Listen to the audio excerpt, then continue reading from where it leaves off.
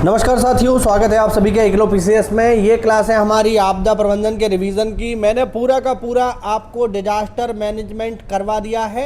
अब हम उससे जुड़े क्वेश्चन आंसर्स देख रहे हैं, जिसके माध्यम से आपका पूरा का पूरा रिवीजन हो जाएगा और आप लोअर पीसीएस के एग्जाम में अच्छा परफॉर्मेंस दे पाओगे अगर आप इस सीरीज को पूरा फॉलो करते हो तो। ठीक है, तो चलिए बिना किसी देरी के जल्दी से हम क्वेश्चन हमको सॉल्व करते हैं यहाँ पे और देखते हैं क्वेश्चन नंबर 1। आपदा प्रबंधन अधिनियम 2005 की किस धारा के अंतर्गत एनडीएमए का गठन किया गया है? देखो, इसकी धाराएं बहुत महत्वपूर्ण हैं, इनको आप अच्छे से पढ़ लेना, पेपर में ये आएंगी 100%। ठीक है, तो ऑप्शन है धारा 3, धारा 4, धारा 6, धारा 8। तो मैं आपको बिल्कुल बता दूं कि एनडीएमए का जो गठन किया जाता है ये किया जाता है धारा 3 के अंतर्गत। मैं पहले भी ये क्वेश्चन आपको करा चुका हूं। धारा 3 के अंतर्गत एनडीएमए का गठन किया जाता है, जिसके अध्यक्ष होते हैं भारत के प्रधानमंत्री और जिसमें सदस्य होते हैं, टोटल मेंबर होते हैं 9। ये बात आपको याद रखनी है, बहुत ही इंपॉर्टेंट हो, चाहे एनडीएमए हो, चाहे एसडीएमए हो या डीडीएमए हो। ये खूब आप याद कर लो, पेपर में यहाँ से आपको क्वेश्चन मिलेगा ही मिलेगा। आगे देखते हैं क्वेश्चन नंबर 2, एसडीएमए से जुड़ा हुआ है। किस धारा के अंतर्गत एसडीएमए का गठन किया जाता है? स्टेट डिजास्टर मैनेजमेंट अथॉरिटी इसे हम कहते हैं। और एसडीएमए का गठन किया जाता है, ऑप्शन है धारा 12, धारा 14, धारा 18, धारा 25। तो इसका जवाब है धारा नंबर 14। एसडीएमए का गठन किया जाता है डिजास्टर मैनेजमेंट एक्ट 2005 की धारा नंबर 14 के अंतर्गत, जिसमें अध्यक्ष होते हैं उस राज्य के सीएम। ठीक है, और मेंबर्स की हम बात करें, मेंबर्स इसमें कितने होते हैं? तो याद रखना, मेंबर्स होते हैं इसमें 8। तो टोटल 8 मेंबर होते हैं और उसके हेड होते हैं सीएम। ठीक है, जिस राज्य की हम बात करें उस राज्य की। और फिर आता है डीडीएमए, ये आप याद कर लो, यहाँ से पेपर में आपको जरूर मिलेगा, डिस्ट्रिक्ट डिजास्टर मैनेजमेंट अथॉरिटी। इसका गठन किस धारा के अंतर्गत किया जाता है? धारा 20, धारा 25, धारा 30 या धारा 34? तो इसका सही जवाब होगा धारा नंबर 25। याद रखना, डीडीएमए का गठन किया जाता है धारा नंबर 25 के अंतर्गत, जिसके तहत डीडीएमए का अध्यक्ष होता है संबंधित जिले का डिस्ट्रिक्ट मैजिस्ट्रेट, और इसमें टोटल मेंबर जो होते हैं वो होते हैं 7। ठीक है, ये जिला स्तर पर आपदा प्रबंधन का कार्य करते हैं। क्वेश्चन नंबर 4 देखिए, इनमें से कौन सा शमन का उदाहरण है? अगर आपको नहीं पता है कि शमन क्या होता है तो मेरे वीडियो लेक्चर जाके देख लीजिए, वहाँ पर मैंने शमन को लेकर, मिटिगेशन को लेकर प्रॉपर एक वीडियो बना रखा है, जिसमें आपको पूरा ये एक्सप्लेन किया गया है। तो शमन किसका उदाहरण है आपको यहाँ बताना है। शमन का उदाहरण, ऑप्शन राहत शिविर स्थापित करना, भूकंप रोधी मकान बनाना, घायलों का उपचार करना या मुआवजा वितरित करना। तो शमन क्या होता है? शमन होता है आपदा आने से पहले आपदा को कंट्रोल या आपदा के प्रभाव को कम करने का तरीका कहलाता है डिजास्टर मिटिगेशन।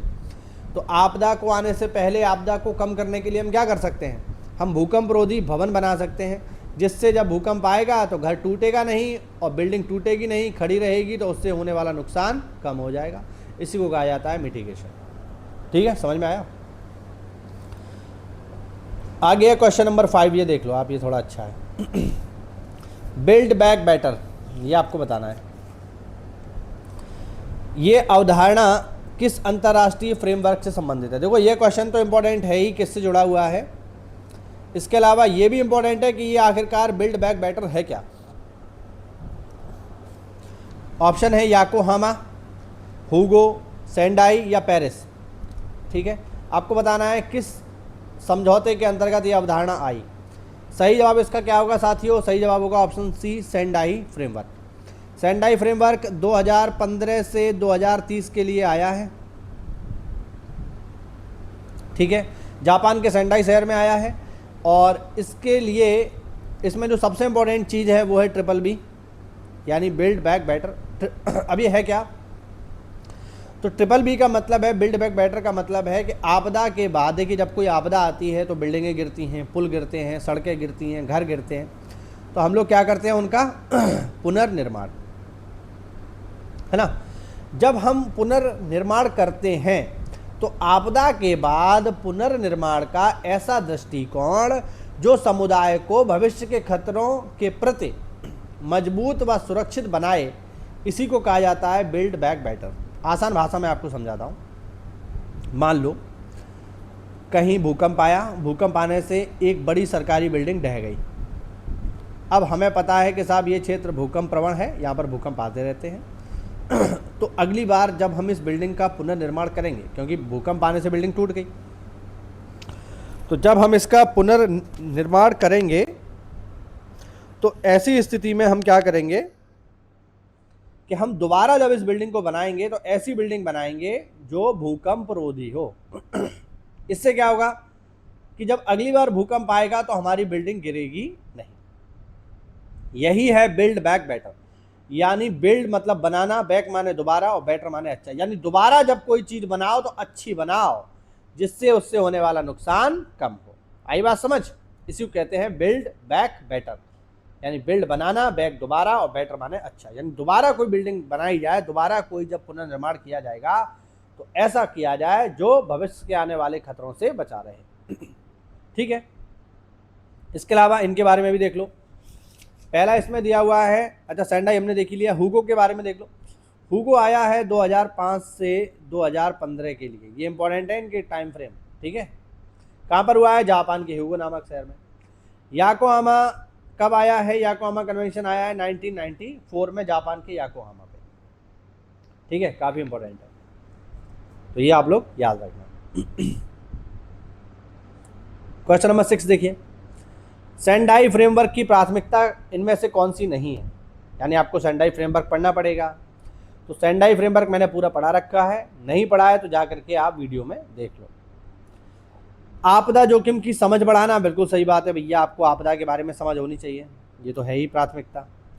आपदा जोखिम शासन को सुदृढ़ करना, यानी जब आपदा आए तो उस समय हम कैसे रिएक्ट करेंगे, प्रशासन किस तरीके से काम करेगा, उसको बेहतर बनाना। आपदा तैयारी को बनाना, ये भी इम्पोर्टेंट है।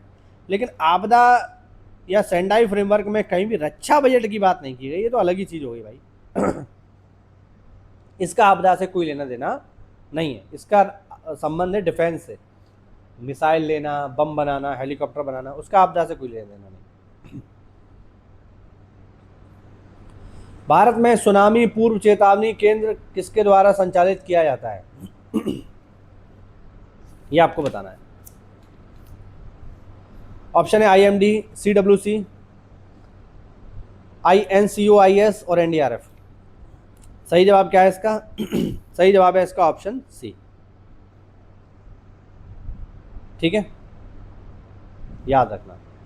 अब ये क्या चीज़ है? ये है Indian national centre for ocean information. ठीक है, इसका फुल फॉर्म आप चाहो तो नोट कर लेना, Indian national centre for ocean information. ठीक है, INCOIS। ये क्या करता है? ये है हैदराबाद में, और ये हमें सुनामी की पूर्व चेतावनी देता है। IMD हम लोग जानते ही हैं, CWC है जो आपका केंद्रीय जल आयोग, सेंट्रल वाटर कमीशन। NDRF हम लोग जानते ही। भारत में बाढ़ का पूर्व अनुमान कौन जारी करता है भैया? इंपॉर्टेंट क्वेश्चन है। बाढ़ का पूर्व अनुमान जारी करता है साथियों CWC, याद रखना, सेंट्रल वाटर कमीशन, जल आयोग।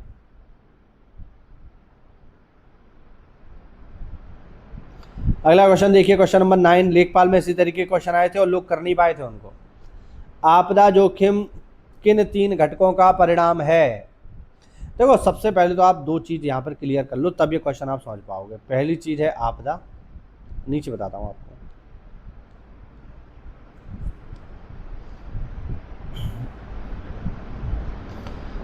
पहली चीज़ है प्रकोप और दूसरी चीज़ है आपदा। इनमें आप अंतर अच्छे से समझ लो, तभी आप इस तरीके के हार्ड क्वेश्चन कर पाओगे। देखो, प्रकोप क्या है? प्रकोप है एक कोई ऐसी घटना जो चाहे प्राकृतिक हो या मानव निर्मित हो, जिससे जनहानि होने की संभावना बनी रहे। उदाहरण के लिए ज्वालामुखी। अब ज्वालामुखी अपने आप में एक हजार्ड है, एक प्रकोप है। ठीक, ज्वालामुखी लोगों को नुकसान पहुंचा सकता है, ज्वालामुखी लोगों को मार सकता है, निश्चित सी बात है, और बड़े पैमाने पे जनधन हानि कर सकता है। लेकिन ये जनधन हानि या लोगों को नुकसान कब पहुंचाएगा? ये लोगों को नुकसान तब पहुंचाएगा जब ज्वालामुखी विस्फोट किसी ऐसी जगह हो जहां आबादी है, तभी तो पहुंचाएगा। अब आप इमेजिन करिए कि साहब ज्वालामुखी फटा है प्रशांत महासागर के किसी सुनसान द्वीप पर, वहाँ कोई रहता ही नहीं है, तो क्या ज्वालामुखी फटने से किसी को कोई नुकसान होगा? नहीं होगा। तो ये केवल एक प्रकोप बन के रह जाएगा ये आपदा नहीं बनेगा। लेकिन जिस द्वीप पर ज्वालामुखी फटा है, अगर उस द्वीप पर आबादी हो तो क्या होगा? लोग मरेंगे, भागेंगे, है ना, घर जो है जल जाएंगे, बहुत सारा जन हानि होगा, धन हानि होगा, तो ये प्रकोप क्या बन गया? आपदा बन गया। ठीक है, तो यहाँ पर बहुत समझना जरूरी है कि प्रकोप तभी आपदा बनेगा जब वह जनता के संपर्क में, लोगों के संपर्क में आएगा। तो ये चीज़ समझना बेहद ही ज़रूरी है। अब उसी को लेके ये यहाँ पर क्वेश्चन है जो हमें यहाँ देखना है।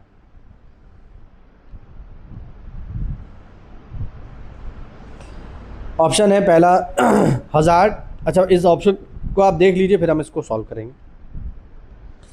इसका जो सही आंसर होगा वो होगा ऑप्शन ए। अब ये क्या चीज़ है? हज़ार्ड मतलब प्रकोप। प्रकोप आपदा कब बनेगा? जब वहाँ पर जनता हो, यानी सुभेद्यता। ठीक है, इसको हम कहते हैं सुभेद्यता। ये लिखा हुआ है ना, इसका हिंदी मतलब है सुभेद्यता। तो यहाँ पर आबादी हो, और आबादी यानी एक्सपोजर हो आबादी का, और आबादी कैसी हो? सुभेद्य हो। ठीक है, तब वो क्या बन जाएगा? आपदा बन जाएगा। तो इसका सही जवाब क्या है? Option A. देखो, इन तीनों का मतलब मैं आपको एक बार और समझा देता हूँ। ये तो हो गया प्रकोप, ये हो गई जनता हमारी एक्सपोजर, और ये क्या है? ये है सुभेद्यता। जैसे मान लो कहीं भूकंप आया, तो भूकंप क्या है? अपने आप में एक प्रकोप है। ठीक है, और भूकंप आबादी में आया, शहर में आया, तो वो क्या बन गया? एक्सपोजर। और जिस शहर में भूकंप आया है, मान लो शहर में केवल 10% बिल्डिंग ही ऐसी है जो भूकंप रोधी हैं, तो ये हो गई सुभेद्यता। तो 10% जो बिल्डिंग भूकंप रोधी हैं उन पर भूकंप का कोई प्रभाव नहीं पड़ेगा, लेकिन 90% जो घर भूकंप रोधी नहीं है वो बर्बाद हो जाएंगे। यही है सुभेद्यता। ठीक, तो इन्हीं तीनों से मिलकर के बनता है आपदा जोखिम।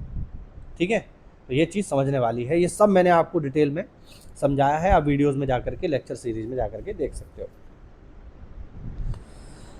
जैविक आपदा का उदाहरण है, आपको बताना है। ऑप्शन है भूकंप, कोविड-19, सुनामी, चक्रवात। बहुत ही बेसिक क्वेश्चन है, सब लोग कर ले जाएंगे। कोविड-19। भारत का पहला राष्ट्रीय आपदा प्रबंधन ढांचा किस घटना के बाद आया? 1993 का लातूर भूकंप, 1999 का ओडिशा चक्रवात, 2001 का भुज भूकंप, और 2004 की सुनामी। ये आपको बताना है।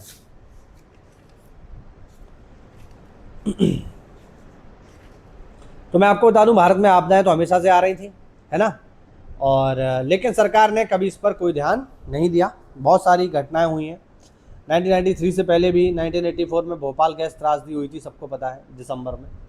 तो ये समय से मतलब चलता रहता है, काफ़ी समय तक ये चला है, लेकिन सरकार ने इस पर कोई ध्यान नहीं दिया। जब 2001 में भूकंप आया था भुज में, तब एक कमेटी बनाई गई जिसका नाम था जेसी पंत कमेटी, और उन्होंने कहा कि आपदा को लेकर के सीरियस होने की ज़रूरत है और इसके लिए हमें कुछ फंड वगैरह बनाने चाहिए। ये सब मैं आपको बता चुका हूँ वीडियो लेक्चर में। तो 12वें वित्त आयोग में पहली बार ये कहा गया कि आपदा हेतु फंड बनाना चाहिए। उसके बाद आ गई 2004 की सुनामी, और 2004 की सुनामी ने सब कुछ पोल खोल के रख दी कि आपदा प्रबंधन कितना ज़रूरी है। और तब 2004 की सुनामी के बाद हमने बनाया डिजास्टर मैनेजमेंट एक्ट 2005। तो एक्चुअल में जो हमारा ढांचा विकसित हुआ है वो डीएमए के अंतर्गत हुआ है, और डीएमए किस घटना के बाद हुआ? 2004 की सुनामी के बाद। तो याद रखिएगा, इसका जवाब क्या होगा? 2004 की सुनामी। क्वेश्चन नंबर 12 देखो, इंसिडेंट रेस्पॉन्स सिस्टम किस उद्देश्य से अपनाया गया, तो ये तो खैर ऑप्शन से आप लोग समझ के कर ही लोगे उसको। तो इंसिडेंट रेस्पॉन्स सिस्टम जो है आपदा के समय समन्वित प्रक्रिया यानी इंटीग्रेटेड रेस्पॉन्स के लिए हमने IRS सिस्टम विकसित किया। ठीक है, DMA एक्ट 2005 के अंतर्गत। ये किसके अंतर्गत आया है? DMA act 2005। भारत में चक्रवातों के नामकरण की प्रक्रिया कौन समन्वय करता है? तो एक्चुअल में भारत ही नहीं, भारत के आसपास के जो प्रमुख पड़ोसी देश हैं जिनकी संख्या है टोटल 13, मैं नाम भी उनके बता दूंगा। इन क्षेत्रों में या दक्षिण एशिया में जब भी कोई तूफान आता है, चक्रवात तूफान आता है, तो उसके नामकरण की जो प्रक्रिया है वो सेट करता है WMO यानी वर्ल्ड मीटियोलॉजिकल डिपार्टमेंट, मतलब ऑर्गेनाइजेशन, सॉरी। और जो CAP है, ये क्या है? ये है United nation economic and social commission for Asia and Pacific. United nation commission, United nation economic and social commission for Asia and the Pacific. ठीक है, ये एक संस्था है जो ये बताती है हमें कि किस तरीके से जो चक्रवातों के नाम है वो रखे जाएंगे। ये संस्था इंपॉर्टेंट है, याद रखना। और ये इसी का फुल फॉर्म है। UN केवल आगे लगा है, बस वो इसमें जोड़ा नहीं है। United nation economic and social commission for Asia and the Pacific. ठीक है, अब इस संस्था में टोटल 13 देश हैं जिनके नाम मैं आपको एक एक करके बता देता हूँ। भारत है, बांग्लादेश है, ठीक है, और ये क्रम से लगे हुए हैं, ये अल्फ़ाबेटिकली लगे हुए हैं। फिर ईरान है, फिर मालदीव है, फिर म्यांमार है, फिर ओमान है, फिर पाकिस्तान है, फिर कतर है, फिर सऊदी है, फिर श्रीलंका है, फिर UAE है और फिर है यमन। तो ये 13 देश हैं और ये एक एक करके नाम रखते हैं। जैसे मान लो पहले भारत ने नाम रख दिया, ठीक है, तो अब जब अगला तूफान आएगा तो उसका नाम बांग्लादेश रखेगा, फिर जब अगला तूफान आएगा तो उसका नाम ईरान रखेगा, फिर अगला जब तूफान आएगा तो उसका नाम मालदीव रखेगा, फिर म्यांमार रखेगा, फिर ओमान रखेगा, फिर पाकिस्तान रखेगा, फिर कतर रखेगा, ठीक है, फिर सऊदी रखेगा, फिर श्रीलंका रखेगा, फिर UAE, फिर यमन। इस तरीके से ये बदल बदल के यानी एक क्रम में ये जो है चलते रहते हैं। इनमें से एक आपदा प्रबंधन का चक्र कौन सा सही है, ये भी मैंने आपको जो है लास्ट वीडियो में ही इसको एक्सप्लेन किया था और वीडियो में भी मैंने बताया है। ठीक है, किस तरीके से इसका सही क्रम बनेगा, बहुत इंपॉर्टेंट है, याद रखना। देखो ऑप्शन आप देख लीजिए, इसका सही जवाब आप मुझे जो है बताइए और आप लोगों ने इसको कर पाएंगे कि नहीं कर पाएंगे। देखो लेखपाल में ऐसे ही सवाल आए थे, तो लोअर PCS में भी लगभग इसी तरीके के सवाल आएंगे। सस्ते मस्ते सवाल नहीं आएंगे जो बस 2-4 क्लास लेके और आप कर आओगे, नहीं, याद रखना अच्छे सवाल आएंगे पेपर में। तो चलिए इसका आंसर देखते हैं। इसका आंसर क्या होगा? देखो जब भी कभी आपदा आती है तो आपदा प्रबंधन को आप किस तरीके से मैनेज करोगे वो यहाँ में देखना है। तो सबसे पहले हम क्या करेंगे साहब? सबसे पहले करेंगे हम लोग आपदा को कम करने की तैयारी। और आपदा को कम करने की तैयारी मतलब डिजास्टर मिटिगेशन। ठीक है, फिर आपदा से निपटने की तैयारी, हम आपदा के लिए प्रिपेयर हो जाएंगे। फिर हम क्या करेंगे? जब आपदा आ जाएगी तो हम उसका करेंगे क्विक रेस्पॉन्स, तत्काल लोगों को आपदा क्षेत्र से बाहर निकालने का प्रयास करेंगे, उन्हें दवाइयाँ देंगे, उन्हें टेंट में रखेंगे, उन्हें कपड़े देंगे, उन्हें खाना देंगे, पानी देंगे। और फिर जब आपदा चली जाएगी तब हम करवाएंगे उनकी रिकवरी, यानी अगर घर टूट गए हैं तो घर उनके बनवाने के लिए पैसा देंगे, बिजनेस टूट गया है तो लोन वगैरह जो है हम उपलब्ध करवाएंगे उनको, सड़क टूट गई है तो सड़क बनवाएंगे, पुल टूट गया है तो पुल बनवाएंगे। ये चलता है और ये इसका सही जवाब होगा ऑप्शन बी, याद रखना।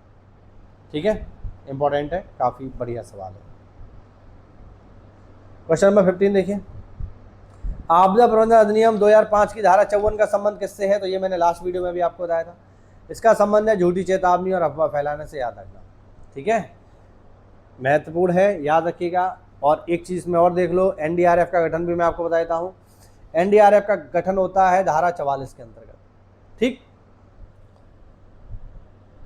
एनआईडीएम का मुख्य कार्य क्या है? एनआईडीएम है national institute of disaster management, जिसका हेडक्वार्टर है दिल्ली में।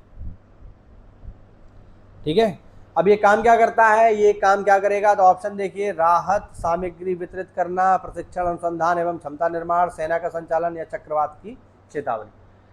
तो यार ये तो ऑप्शन से आप कर ही लोगे, राहत सामग्री थोड़ी बांटेगा, सेना का संचालन तो सेना खुद करेगी, चक्रवात की चेतावनी कौन देता है? तो हमने अभी देखा, हैदराबाद की संस्था है वो देती है। तो इसका सही जवाब क्या होगा? प्रशिक्षण, अनुसंधान एवं क्षमता निर्माण। ठीक, कि आपदा से किस तरीके से निपटा जाए। हजार्ड और डिजास्टर का मुख्य अंतर क्या है? देखो आ गया ना सवाल, जो मैंने अभी आपको थोड़ी देर पहले एक्सप्लेन किया था, वही आ गया।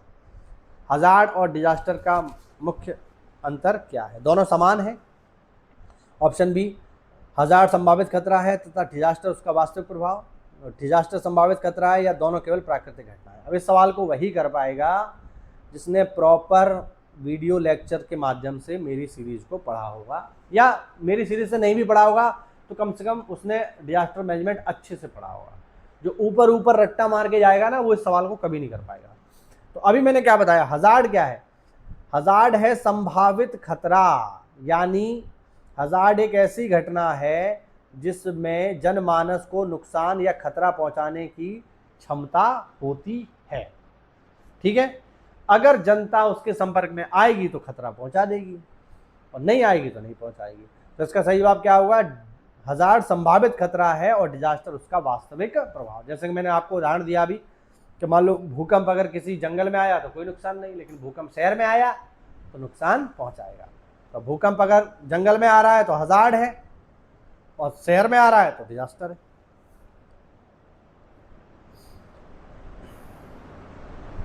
भारत में भूकंप जोनिंग के अनुसार सर्वाधिक जोखिम वाला क्षेत्र, तो देखो इन ऑप्शन के हिसाब से आपको बताना है, 2, 3, 4, 5। तो इसका सही जवाब क्या होगा? इसका सही जवाब इस ऑप्शन के हिसाब से तो ये हो जाएगा। लेकिन अगर कोई पूछे अभी कितने क्षेत्र हैं, तो अभी है 6, 5 तक तो यही हो गए, और अब एक और बना दिया है, वो है भूकंप जोन नंबर 6। और याद रखना सबसे खतरनाक कौन सा है? जोन 6 ही है। लेकिन इसमें जोन 6 का ऑप्शन नहीं है, तो जोन 5 ही हम लोग आंसर करेंगे। ठीक है, तो याद रखिएगा, इंपॉर्टेंट क्वेश्चन है। क्वेश्चन नंबर 19 देखिए, भूकंप का कौन सा द्वितीयक प्रभाव है? अब ये पहले सवाल को आप जब तक नहीं समझोगे तब तक इस सवाल को कभी नहीं कर पाओगे। द्वितीयक प्रभाव का मतलब क्या है? द्वितीयक प्रभाव हुआ सेकेंडरी इफेक्ट, यानी एक तो भूकंप आया और फिर भूकंप आने के बाद और क्या क्या उससे समस्याएं हुई। तो देखो, अगर भूकंप मान लीजिए समुद्र में आया तो पहले तो भूकंप आएगा, उससे तो समस्या है ही, और चूंकि समुद्र में आया है तो क्या आ जाएगी? सुनामी। तो ये हो गया इसका सेकेंडरी इफेक्ट। पहले तो भूकंप आया और फिर भूकंप से क्या आ गई? सुनामी आ गई। बात समझ रहे हैं? जैसे मान लो जंगल में भूकंप आया और फिर भूकंप आने से जंगल में लग गई आग, तो ये इसका सेकेंडरी इफेक्ट हो गया। तो इसका सही जवाब क्या होगा? सुनामी। भूमि का कंपन तो इसका जो है प्राथमिक जो है ही। और पी ये क्या है? पी तरंग तो मैं आपको ऑलरेडी बता चुका हूँ वीडियो लेक्चर में। पी प्रकार की तरंगें, एस प्रकार की तरंगें और एल प्रकार की तरंगें। सबसे खतरनाक कौन सी होती है? एल प्रकार की तरंगें। क्लाउड बस्ट भी मैंने आपको बताया है प्रॉपर वीडियो लेक्चर में, आप लोग जाकर के जरूर देखिए, तभी ये क्वेश्चन आप कर पाएंगे, वरना कभी नहीं कर पाओगे। क्लाउड बस्ट कहाँ होता है? तो मैंने प्रॉपर इसका वीडियो बनाया है, एक स्पेशल वीडियो मैंने क्लाउड बस्ट के ऊपर ही बनाया है। आप जाकर के प्लेलिस्ट चेक करना, बादल फटना, वहाँ पे पूरा मैंने बताया है बादल क्यों फटते हैं और अब किस क्षेत्र में बादल फटने की घटनाएं ज़्यादा हो रही। तो सही जवाब इसका क्या होगा साथियों? बादल फटते हैं हमेशा हिमालयी क्षेत्रों में। याद रखना, कभी भी मरुस्थल में, पठार में या तटीय मैदान में कभी भी नहीं फटेगा। केवल और केवल कहाँ फटेगा बादल? हिमालय में फटेगा। मैंने ये भी बताया है कैसे फटते हैं। हीट एक्शन प्लान का संबंध किससे है यार? तो ये तो कोई भी बच्चा कर देगा। जब हीट की बात हो रही है तो फिर ऑब्वियस बात है लू में ही काम करेगा। अभी गर्मी पड़ रही है तो अभी के लिए ही है। आपदा प्रबंधन में रेजिलियंस का अर्थ क्या है? ये क्वेश्चन बढ़िया है, क्वेश्चन नंबर 22। रेजिलियंस क्या होता है? ऑप्शन ए, केवल राहत देना, आपदा के बाद शीघ्र सामान्य स्थिति में लौटने की क्षमता, भवन निर्माण या चेतावनी जारी करना। तो आपदा प्रबंधन में रेजिलियंस होता है आपदा के बाद शीघ्र सामान्य स्थिति में लौटने की क्षमता। यानी मान लो कोई आपदा आ गई, क्योंकि आपदा को हम रोक नहीं सकते, वो तो आएगी ही आएगी हर हालत में। तो आएगी तो हम आपदा के बाद दोबारा सामान्य स्थिति में कितनी जल्दी लौट सकते हैं इसी की क्षमता को कहा जाता है रेजिलियंस। जैसे एग्जांपल के लिए जापान है, अब जापान में बहुत आपदाएं आती हैं, लेकिन जापान ने अपना रेजिलियंस सिस्टम इतना बढ़िया कर लिया है कि कितनी भी आपदा है जापान कुछ ही समय में नॉर्मल हो जाता है। क्वेश्चन नंबर 23 देखिए, कौन सा भारत में भूस्खलन के लिए सर्वाधिक संवेदनशील क्षेत्र है? तो भूस्खलन कहाँ आता है, इस पर भी मैंने एक प्रॉपर वीडियो बनाया है, आप जाकर के देख सकते हो भूस्खलन क्या होता है, कैसे काम करता है। तो भूस्खलन जो है कहाँ आता है, तो भूस्खलन केवल हिमालयी क्षेत्रों में ही आता है। ये भी मैंने वीडियोस में समझाया है पूरा का पूरा, आप जाकर के वीडियो देख सकते हो। क्वेश्चन नंबर 24 देखिए, आपदा जोखिम न्यूनीकरण हेतु स्कूल सेफ्टी प्रोग्राम का मुख्य उद्देश्य क्या है? तो जब मैंने डिजास्टर मिटिगेशन आपको पढ़ाया था तब मैंने ये सारी चीज़ें आपसे एक्सप्लेन करी थी। स्कूल सेफ्टी का सीधा सा मतलब ये है कि बच्चों को आपदा प्रबंधन या आपदा के बचाव के लिए तैयार किया जाए। बच्चों को हम इस चीज़ के लिए तैयार कर दें कि जब आपदा आएगी, जब भूकंप आएगा तो आपको किस तरीके से रिएक्ट करना है जिससे आप अपनी और अपने आस पड़ोस वाले लोगों की सुरक्षा कर सको। तो स्कूल सेफ्टी प्रोग्राम का मतलब क्या है? विद्यालयों को, बच्चों को आपदा के प्रति तैयार करना। और लास्ट क्वेश्चन है भैया, अब ये क्वेश्चन भी आप लोग देख लो, इनमें से कौन सा कथन सही है? प्रत्येक हजार्ड डिजास्टर होता है, तो इस सवाल को वही कर पाएगा जिसने मेरे लेक्चर अच्छे से पढ़े हैं। प्रत्येक डिजास्टर हजार्ड होता है। ऑप्शन सी, हजार्ड तभी डिजास्टर बनता है जब वह संवेदनशील समाज को प्रभावित करे। और डी ऑप्शन, हजार्ड केवल प्राकृतिक कारणों से होता है। इस सवाल का आप लोग मुझे कमेंट करके बताओ। जिन लोगों ने मेरे लेक्चर स्टार्टिंग से लिए हैं वो इस सवाल को बहुत आसानी से कर लेंगे बिना किसी दिक्कत के। और आप लोग जो है मुझे इसका जवाब कमेंट में बताइए, ठीक है। ये हुआ आज का, ये आपका होमवर्क है कि इसका आप लोग आंसर करना, ठीक है। तो ये हुआ आज का हमारा छोटा सा वीडियो। उम्मीद करता हूँ आपको बहुत सारी जानकारी इसमें मिली होगी डिजास्टर मैनेजमेंट की, ठीक है। और अगर आप इस PDF को प्राप्त करना चाहते हो तो मेरा टेलीग्राम चैनल जरूर ज्वाइन कर लो, ठीक। और मुझसे जुड़ने के लिए टेलीग्राम पर आ जाओ, वहाँ आप मुझसे डायरेक्टली बात कर सकते हो, कोई भी सवाल पूछ सकते हो, ठीक है। मिलते हैं अगली क्लास में साथियों, तब तक के लिए जय हिंद, जय भारत, वंदे मातरम। चैनल सब्सक्राइब कर लो प्लीज़ यार।